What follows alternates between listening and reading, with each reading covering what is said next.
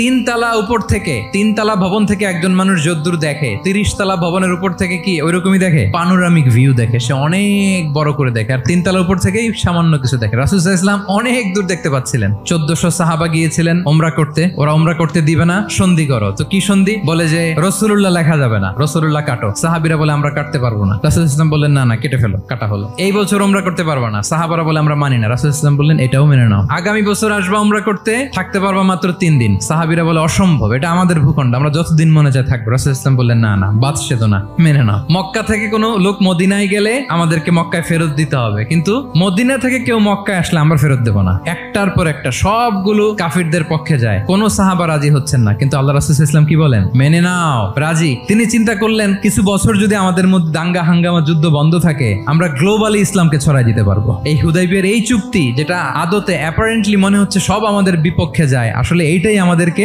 ভূমি ধস জয় এনে দিবে, এবং সেটাই হয়েছে। আল্লাহ তাআলা এই পৃথিবীটাকে ফোল্ড করে ছোট রেপ্লিকা বানিয়ে আমার সামনে তুলে ধরেছেন। আমি পৃথিবীর প্রাচ্য পাশ্চাত্য সবটুকুন দেখেছি, আর আমি যদ্দূর দেখেছি ঠিক তদ্দূর জায়গায় আল্লাহ তাআলা লা ইলাহার বাণী পৌঁছে দিবে। এমন কোন কাঁচা ঘর, পাকা ঘর, কোন জঙ্গল, কোন পাহাড়, কোন ভূখণ্ড, এই পৃথিবীতে এমন কোন জনপদ থাকবে না যেখানে ইসলামের বাণী পৌঁছবে না। সে 1400 বছর আগের কথা।